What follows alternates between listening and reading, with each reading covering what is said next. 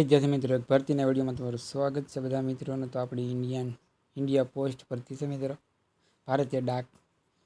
તો આપણે અરજી પ્રક્રિયા અહીંથી મેળવીશું અને અરજી કઈ રીતના કરવી પણ આપણે અહીંથી માહિતી મેળવીશું।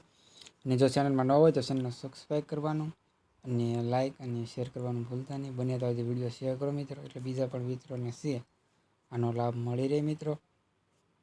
તો ઇન્ડિયન પોસ્ટ ભરતી માટે છે 10 અથવા 12 પાસ હોય એના માટે છે તમે કઈ રીતે ફોર્મ ભરવાનું એ પણ આપણે ડિસ્કસ કરીશું। તો ઇન્ડિયન પોસ્ટ રેગ્યુલમેન્ટ ઓફ 2024 પોસ્ટ ઓફિસમાં ડ્રાઈવરની વેકેન્સી પગાર। તો મિત્રો છે પોસ્ટમાં ડ્રાઈવર માટેની વેકેન્સી છે એ બહાર પાડવામાં આવેલ છે।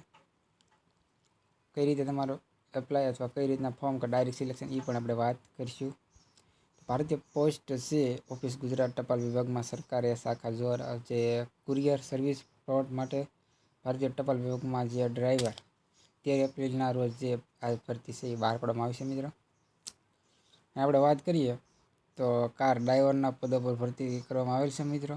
યોગ્યતા પ્રમાણે છે પગાર તમને મળી શકે મિત્રો। તો પે મેટ્રિક લેવલ 2માં દર મહિને 19 થી 63,000 રૂપિયા પગાર છે તમને મળી શકે છે મિત્રો। અને ઇન્ડિયન પોસ્ટમાં રિક્વાયરમેન્ટ ઓફ ગુજરાત ડોક્યુમેન્ટ માટે જોવા જઈએ, પાન કાર્ડ, ચૂંટણી card, living certificate, marksheet, driving licence, જાતિનો દાખલો અને શૈક્ષણિક લાયકાતના દસ્તાવેજો છે તમારે અહીંયા છે એ દાખલ કરવાના રહેશે મિત્રો। અને ઇન્ડિયન પોસ્ટ માટે શું શૈક્ષણિક લાયકાત છે તો 10મું ધોરણ પાસ કરેલ હોય અને ટેકનિકલ અનુભવી વ્યક્તિઓ માટે છે આ વેકેન્સી બહાર પાડવામાં આવી છે મિત્રો। 10-12 પાસ ઉમેદવાર માટે છે અરજી કરી શકો મિત્રો। તો અરજી કરવા માટે છે ઇન્ડિયન પોસ્ટ સર્ચ કરશો એટલે એની ઓફિશિયલ વેબસાઇટ ઓપન થઈ જશે મિત્રો। જાણો તો અરજી કઈ રીતે કરવી। તો આ વેકેન્સી માટે છે સરળ છે, જેમ કે તમારે જણાવ્યું મુજબ અરજી છે 28મી છેલ્લી લાસ્ટ ડેટ છે મિત્રો। અને અરજી સરનામા જઈ અરજી પ્રક્રિયા સંપૂર્ણ કરવાની રહેશે।